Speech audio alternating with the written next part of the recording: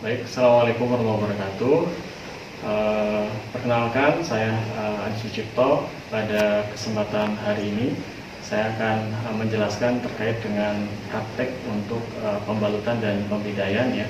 Seperti kita ketahui bahwa di pembalutan sendiri itu salah satu tindakan keperawatan ataupun medis yang mana pembalutan ini tujuannya adalah untuk menutup ataupun menopang ataupun menyangga ya, maksudnya supaya bagian tubuh tadi terimobilisasi atau tidak banyak bergerak dan sebagainya. Itu salah satu fungsi dari pembalutan. Dan pada hari ini kita akan praktek terkait dengan balut bidai tadi. Nah, sebelum kita lanjut ke proses balut bidainya, saya akan perkenalkan untuk alat dan bahannya dulu yang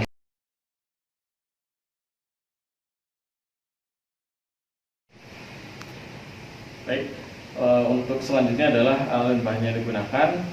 Mungkin ini yang pertama adalah terkait dengan mitela ya. Standarnya ini adalah mitela standar biasa, bentuknya segitiga sama kaki. Kemudian ini adalah jenis mitela yang bagian ujung dari segitiganya dibelah dua, itu yang jenis latenga ya. Kemudian yang satu lagi adalah jenis mitela yang bagian dari sisi sikunya tadi sama kakinya tadi dibelah tadi jadi dua. Ini yang jenis yang mitela profunda ya. Baik, ini nanti memiliki fungsi dan kegunaan sendiri-sendiri dalam pembalutan. Karena nanti untuk pembalutannya kita nanti akan mempraktekkan dari daerah kranial kepala sampai dengan daerah termitas ya. Dan untuk yang lain yang kita gunakan adalah jenis elastic bandage ya, untuk pembalutan di mana ini sifatnya lentur dan ini juga bisa digunakan untuk sama seperti kayak mitela untuk menutup, menopang ataupun menyangga terkait dengan kulit atau jaringan yang mengalami kerusakan.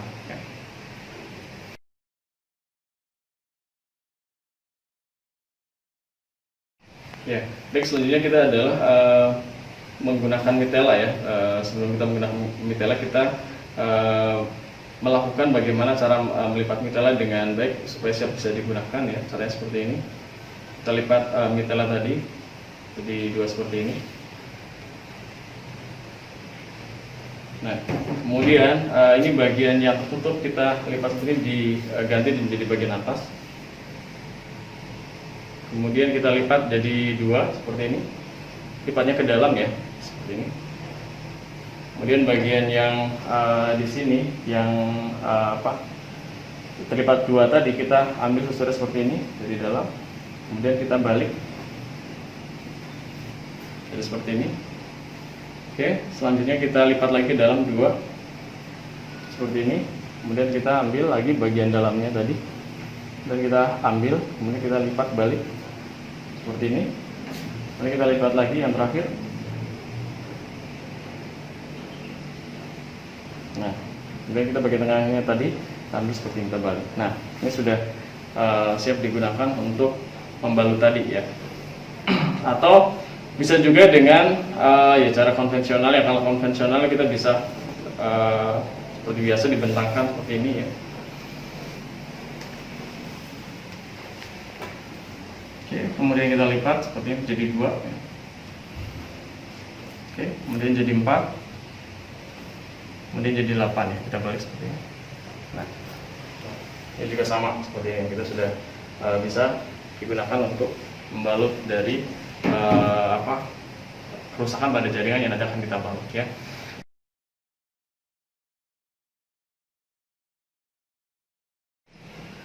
Baik, selanjutnya untuk praktek berikutnya adalah kita langsung ke perbanus ya, ke pasien. Jadi kita akan melakukan balut bidai tadi. Sebelumnya kita fase prainteraksi, kita siapkan alatnya tadi yang mau kita gunakan. Di sini ada misalnya contoh ada kasa di sini, kemudian ada mitela dan juga yang lain untuk protektif juga ya. Selanjutnya setelah baca rekam medis pasien dan pastikan pasiennya betul, kemudian siapkan alat juga, baru kemudian ke fase orientasi ya. Fase orientasi seperti biasa, sama dari mulai salam, kemudian validasi pasien, benar tidaknya pasien tadi ya, kemudian lakukan kontrak waktu dan juga terkait dengan informasi pasien ya, yang kita lakukan terkait dengan pembelian tadi, apakah pasien bersedia dan seterusnya. Ketika sudah bersedia, kita masuk ke fase kerja. Nah, untuk fase kerja kita cuci tangan, jangan lupa dilangkah ya, langkah tangan seperti biasa, tangan kunci, kemudian putar, kemudian putar. Oke, selanjutnya untuk melindungi diri kita ya, apalagi kita akan menolong pasien yang dengan trauma pada jaringan, sehingga ketika ada jaringan yang rusak, maka kita menggunakan paling tidak sarung tangan ya. Jadi kita bisa menggunakan sarung tangan bersih ya.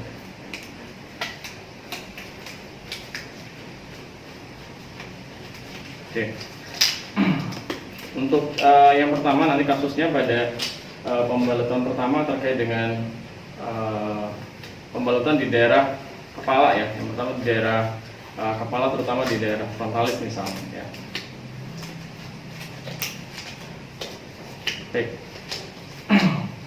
Pada luka pasien yang mengalami perdarahan, maka kita akan melakukan penghentikan perdarahan dulu ya. Jadi prinsipnya adalah dihentikan perdarahannya, kemudian setelah itu dibersihkan, baru kemudian kita lakukan pembalutan tadi ya. Untuk menghentikan perdarahannya bisa kita lakukan dengan cara menekan pada daerah yang terjadi perdarahannya tadi ya, dengan menggunakan kasa atau dengan menggunakan mitela tadi yang kita sudah siapkan, misalnya dengan cara pasiennya ditekankan pada daerah yang misalnya terjadi kebocoran atau masih terjadi perdarahan tadi ya, dengan cara ditekan seperti ini sampai perdarahannya memang benar-benar berhenti. Terus setelah itu cara yang lain juga kita bisa gunakan dengan teknik yang tadi yang sudah kita siapkan, mitela tadi, dengan cara dilipat yang sudah diajarkan ya. Dan ya seperti ini. Misalnya ini ada perdarahan daerah kepala, kita bisa gunakan misalnya untuk depthnya dengan menggunakan kasa, atau tergantung dari kebocoran atau banyak tidaknya perdarahannya tadi ya. Kalau banyak berarti untuk menekannya juga semakin tebal ya untuk menekannya. Nah, di sini misalnya untuk teknik balutannya di daerah frontalis ya seperti ini. Oke, kita silangkan seperti ini. Kemudian kita silangkan, boleh bisa dari samping. Silangkan seperti ini, kemudian kita lipat lagi kembali, kemudian kita fiksasi di daerah bagian depan kepala ya.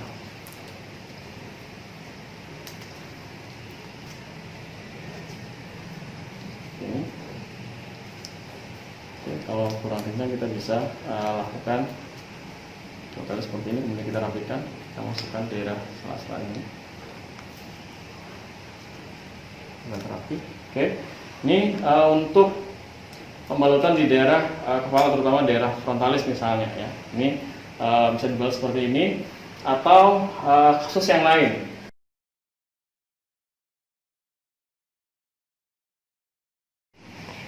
Baik, selanjutnya untuk kasus yang kedua, yaitu misalnya pasien ada perdarahan atau trauma di daerah temporal, dan kita akan melakukan pembalutan tadi. Tekniknya ya sama seperti yang tadi, cuma beda teknik saja cara membalutnya ya.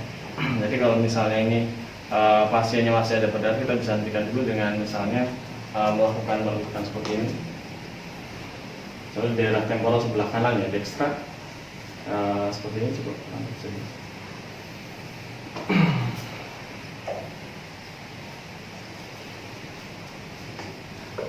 Oke, kemudian kita dari dagu seperti ini.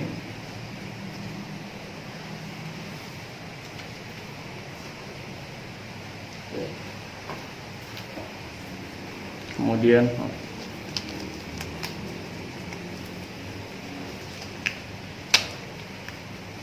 di sini kita silangkan ya di daerah bagian pelipisnya yang lain, kemudian kita ikat di sini.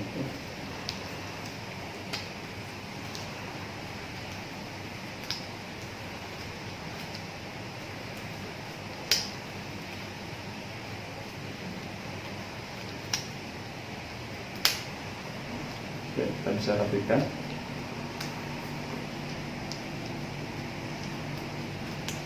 Baik, ini teknik yang kedua. Kalau misalnya terjadi cedera daerah temporal untuk balut kain seperti ini. Oke.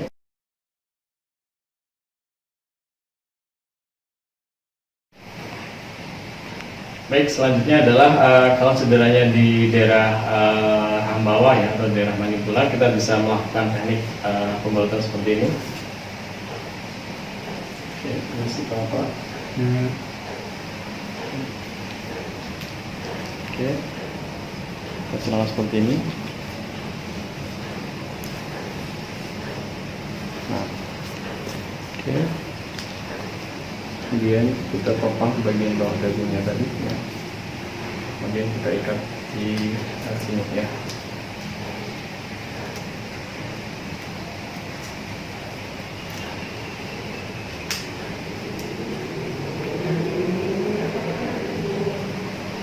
Baik, ini seperti ini untuk teknik ya yang daerah mandibula ya. Oke.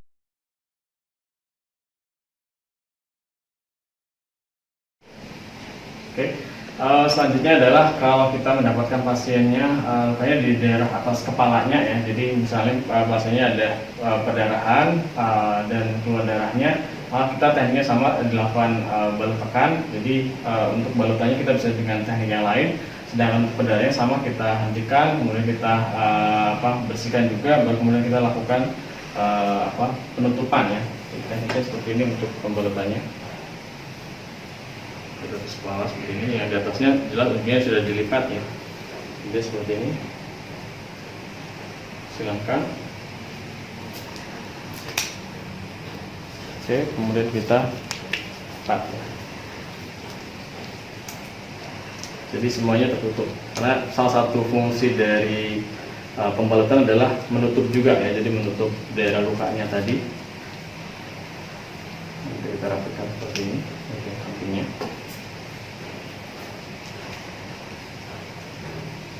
Oke, kemudian bagian belakangnya kita bisa lipat, rapikan, dimasukkan di sela-sela dari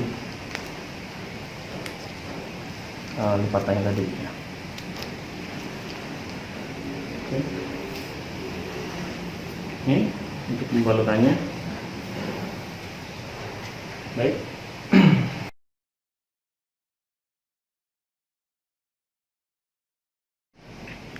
Baik, selanjutnya adalah kita akan melakukan pembedaan dan pembalutan pada daerah di klavikula ya. Jadi kalau misalnya pasiennya ada fraktur daerah klavikulanya, mohon maaf, buka sedikit. Jadi ini kita tahu bahwa ini ada tulang klavikula ya.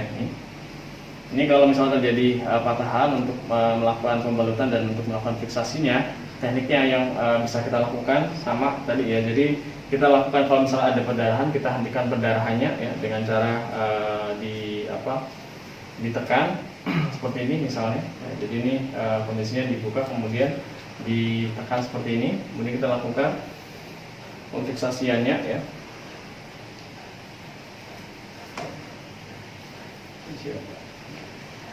Ya, kita melewati ini. Oke. Kemudian kita ikatkan di bagian belakang seperti ini. Oke. Pasiennya suruh tarik nafas ya, karena ini akan kita kencangkan supaya pasiennya tetap kondisi tegak ya. Tarik nafas ya Pak. Ini kita kencang seperti ini, kemudian kita dikaitkan dengan bagian atasnya supaya badannya tetap menyangga dengan posisi tegak tadi. Oke, tarik nafas ya Pak.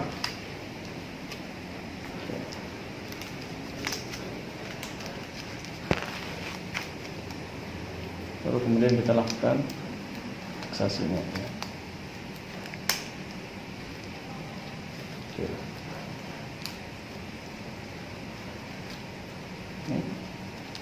Seperti ini kalau dari belakang posisinya ya.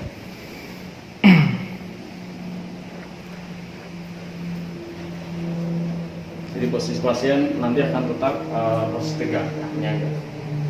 Oke, ini untuk daerah klavikula.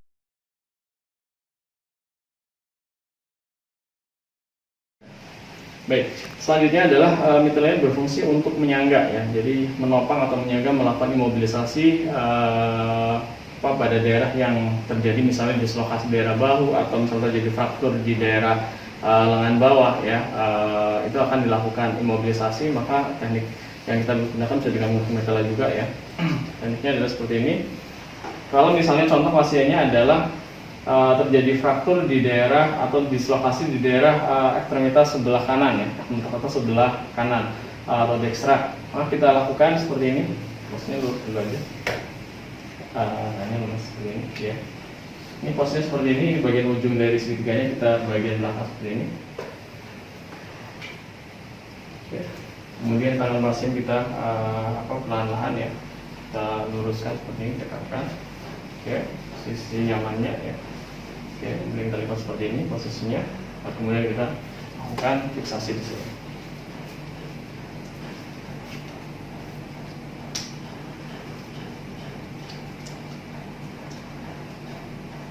Baik, untuk daerah ini yang lebih kita bisa lakukan lipat seperti ini ya. Kita rapikan seperti ini. Kemudian kita bisa fiksasi dengan menggunakan peniti atau plester ya, pavik atau apa supaya dia terlihat rapi seperti itu ya. Oke.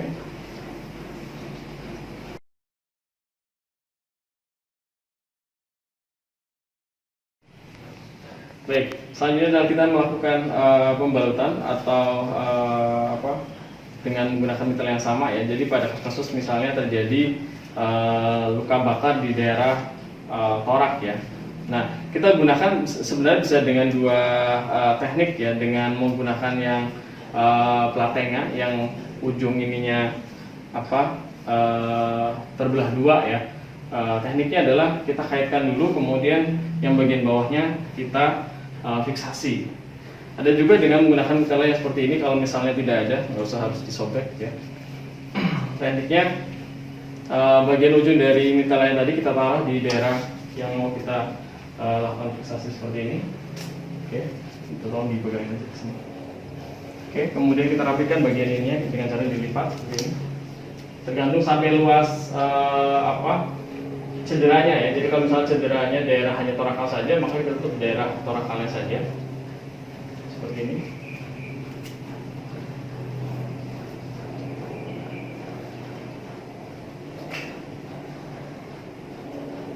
Kemudian kita fiksasi bagian belakangnya. Kemudian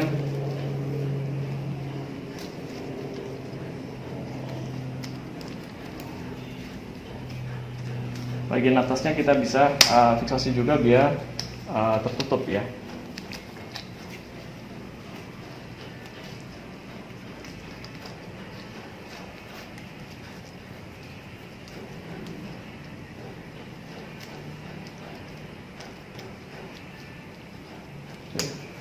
Tinggal kita masukkan seperti ini. Nanti posisi dada pasiennya nanti akan tertutup ya, seperti ini. Dan ini kalau misalnya lukanya ada di bagian belakang, ya kita tinggal sebaliknya ya. Dari daerah belakang kemudian kita lipatkan ke depan, kemudian kita fiksasi sama seperti itu ya. Kalau menggunakan yang jenis platenga tadi, ininya yang bagian tengah ini kita langsung kaitkan di sini. Kemudian bagian bawahnya kita kaitkan lagi seperti ini, kita ikat, kemudian kita fiksasi juga sama seperti bagian belakang yang ada di sini. Nah, dia tidak mencekik ya, tidak menarik gitu. Ya.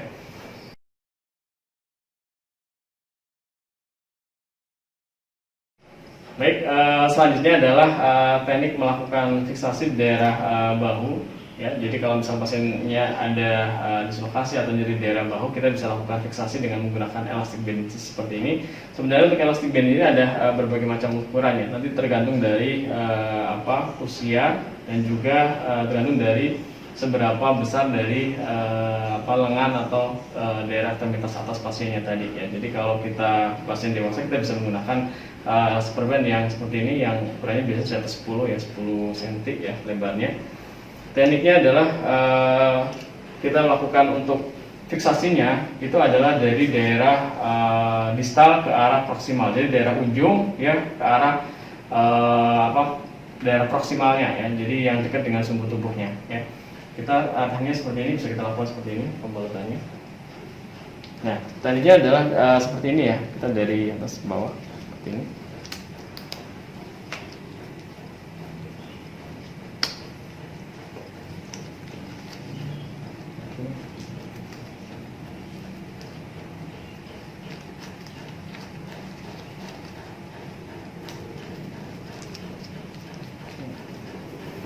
Terus ya Pak. Ya.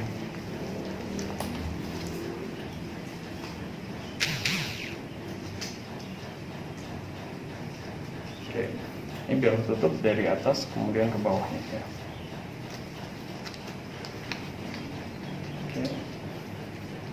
Ini kalau cukup bisa diulang ya. Cuma ini kayaknya kalau ini nggak cukup berarti kita nggak diulang. Ini karena nggak cukup, bisa kita langsung dililitkan di bawah soldernya tadi ya.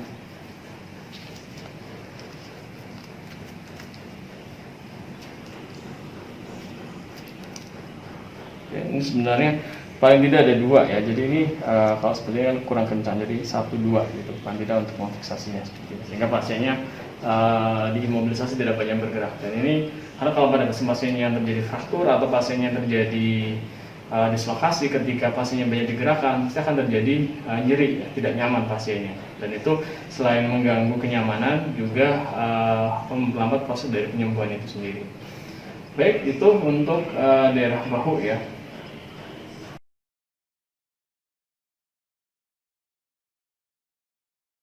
Baik, selanjutnya adalah kalau kita melakukan pembidaian pembalutan dengan menggunakan elastic band yang ada di daerah kaki ya. Jadi misalnya daerah tumitnya atau daerah sendi kakinya terjadi nyeri atau cedera, tadi kita bisa melakukan dengan teknik elastic band yang sama ya. Tekniknya seperti tadi, yaitu dengan menggunakan pembalutan di daerah area distal ke area proksimal ya. Oke. Jadi seperti ini bisa dilukis ya. Oke.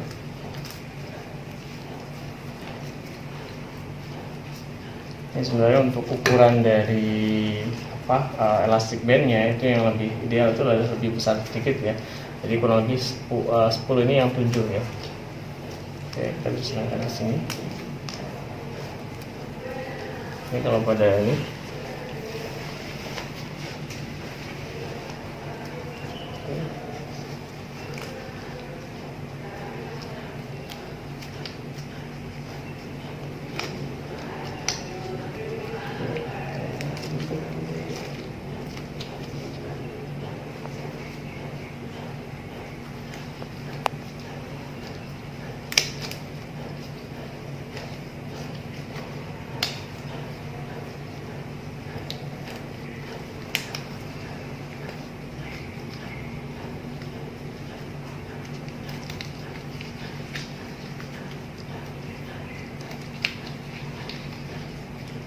Oke, ini kenapa selalu kita ke bagian terakhir adalah bagian proksimal ya, karena kalau semakin di sini semakin kencang, di sininya kendor, yang terjadi adalah perfusinya semakin jelek ya.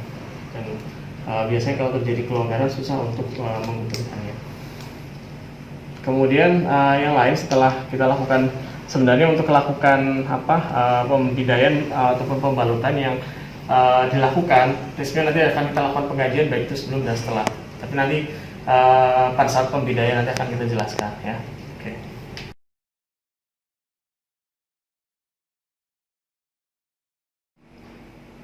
Baik, selanjutnya untuk prasat yang terakhir terkait dengan pembidaian ya. Pembidaian baik itu di ekstremitas atas maupun bawah, tekniknya adalah prinsipnya sama ya. Jadi dalam melakukan pembidaian kita akan melakukan pengkajian baik itu sebelum dan setelah. Nah, untuk pengkajian tadi yang belum kita jelaskan, kalau misalnya pasien terjadi cedera atau fraktur di daerah misalnya ekstremitas atas, maka kita pastikan bahwa pasien ini mengalami fraktur atau tidak.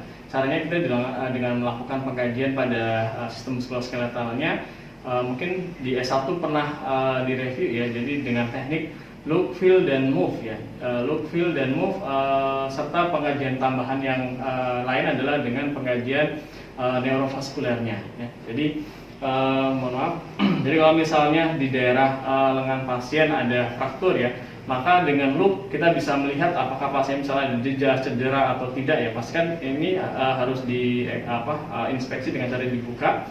Kemudian kita lihat apakah ada jejak atau tidak. Kemudian yang menjadi tanda fraktur yang jelas ya, misalnya terjadi ada tanda deformitas, perubahan bentuk. Jadi bentuknya berubah, itu kalau sudah terjadi perubahan bentuk jelas itu akan sudah terjadi fraktur. Kemudian dengan feel, dengan palpasi ya, kita bisa melakukan palpasi daerah yang terjadi trauma atau cederanya. Kalau itu terjadi fraktur, maka ada tanda selain nyeri tekan pada saat kita lakukan palpasi, yang lain adalah ada bunyi krepitasi, itu yang khas ya. Jadi ketika ada bunyi krepitasi itu menunjukkan pasien mengalami fraktur juga. Kemudian move dengan pergerakan ya, kaitannya dengan move pergerakan, misalnya pasiennya suruh ngangkat ya, ngangkat bisa. Kalau ini frakturnya total, pasiennya bisa ekstremitas ini bisa jatuh seperti ini ya. Jadi ini tertekuk. Atau kalau tidak, pasien kita bisa lakukan misalnya fungsi dari move tadi, pergerakan, misalnya Pak ini ujung jarinya bisa digerakkan. Nah kalau bisa digerakkan berarti dia masih baik ya, artinya frakturnya walaupun mungkin terjadi patahan tetapi tidak sampai menyebabkan gangguan neuromuskularnya ya. Oke, selanjutnya yang lain adalah tambahan dari neurovaskuler, kita bisa lakukan cek sensorinya juga ya. Jadi kita bisa kasih rangsangan sensori di daerah pelantarnya, pada jarinya, seperti ini. Pasien ditanyakan masih bisa merasakan sensasi atau tidak ya. Kemudian yang lain kita bisa cek, yang pertama adalah mungkin dengan palpasi sama ya. Jadi kita palpasi apakah di daerah ekstremitas ujung dari jarinya tadi dia hangat atau dingin ya. Ketika dingin menunjukkan perfusinya semakin jelek ya. Kemudian yang lain kita bisa juga cek dengan CRT-nya ya, capillary fill time-nya. Kita bisa tekan daerah ujung jarinya, kukunya seperti ini. Kalau dia kembali kurang dari 3 detik berarti dia masih baik ya. Itu untuk pengajian. Jadi nanti pengajian pada sebelum kita lakukan pembidayaan sama, jadi nanti kita cek sebelum dan setelahnya seperti apa. Karena jangan sampai pada saat sebelum masih baik, kemudian pada saat dibidai ternyata karena mungkin terlalu kencang, yang terjadi adalah justru yang tadi terjadi tanda-tanda yang gangguan sindrom kompartemen, yang mungkin neurovaskulernya tidak berfungsi, kemudian motoriknya juga tidak bisa digerakkan dan sebagainya ya. Oke, itu baik. Selanjutnya kita langsung lakukan pembidayaan ya. Untuk pembidayaan kita lakukan salah satu dari ekstremitas saja ya, jadi bisa ke atas ataupun bawah. Nah, itu yang mau kita contohkan adalah ekstremitas di daerah bawah ya, di daerah kakinya. Baik.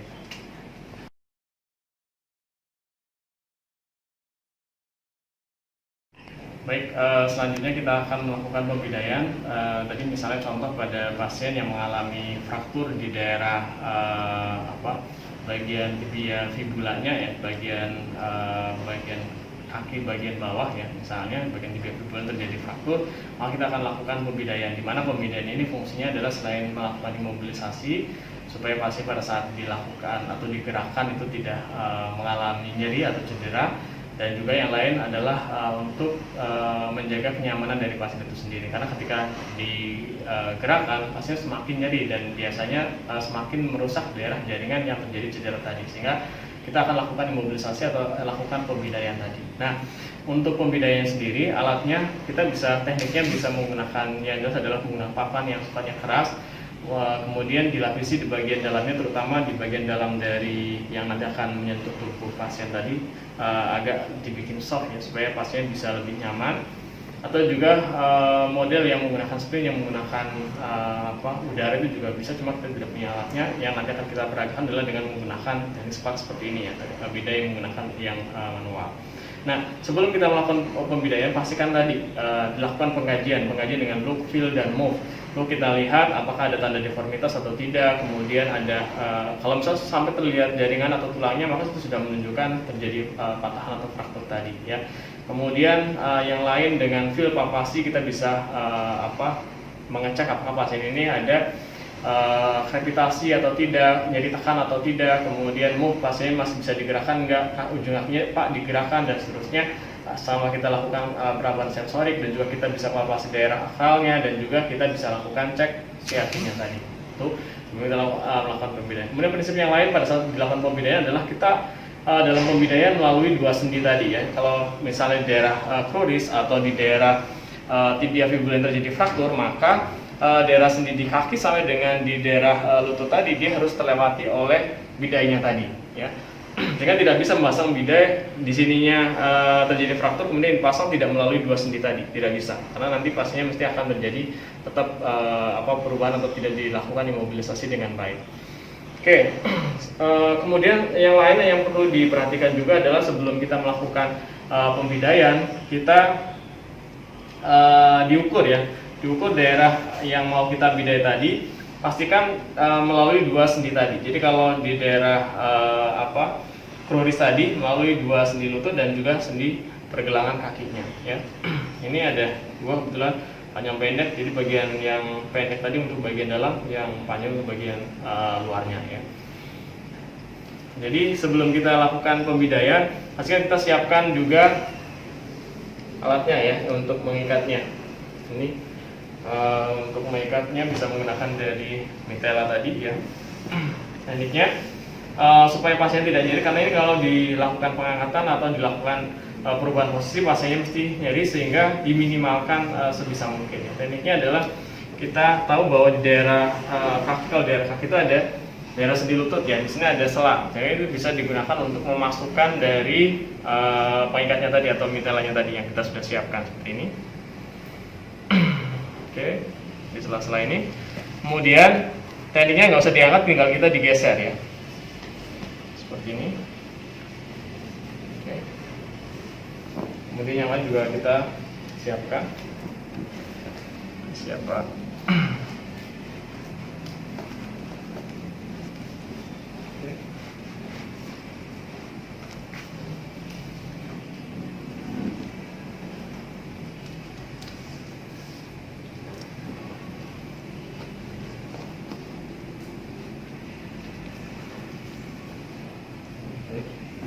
Kemudian untuk di sendi bagian sini kita bisa daerah sendi sini juga, ya, bisa kita lakukan pengikatan.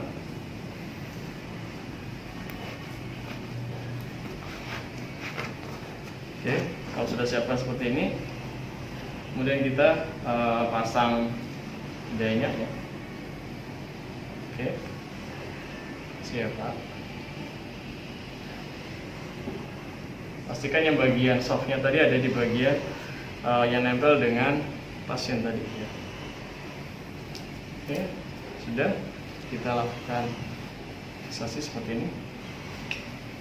Nah, untuk fiksasinya kita bisa tekniknya masukkan seperti ini, satu di dari arah samping tadi, satu dari arah berlawanan.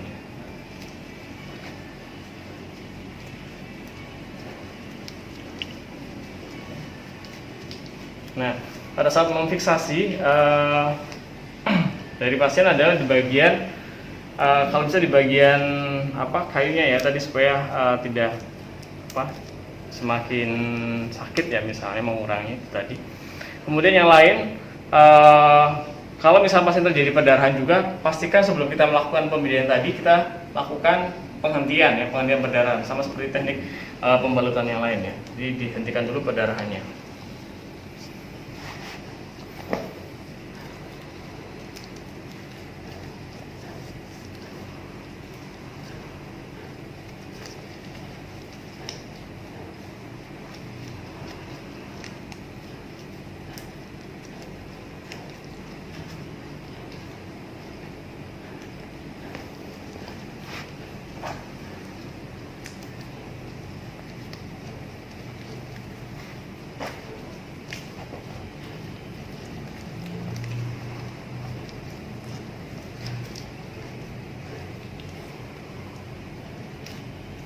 Sambil kita cek respon pasien, Pak, ini nyaman tidak, Pak? Atau terlalu kencang?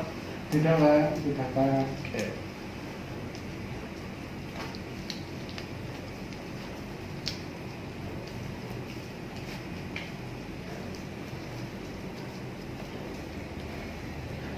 Oke, ini seperti ini sudah selesai untuk melakukan pembidaian. Selanjutnya sama, ya, tadi sebelum dan setelah selesai lakukan pembidaian, kita lakukan pengkajian kembali.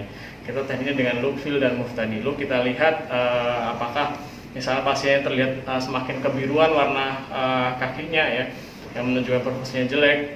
Kemudian kita feel, kita palpasi daerah nadinya, ya. misalnya ada teraba atau enggak nadi bagian dorsalis pedisnya ya.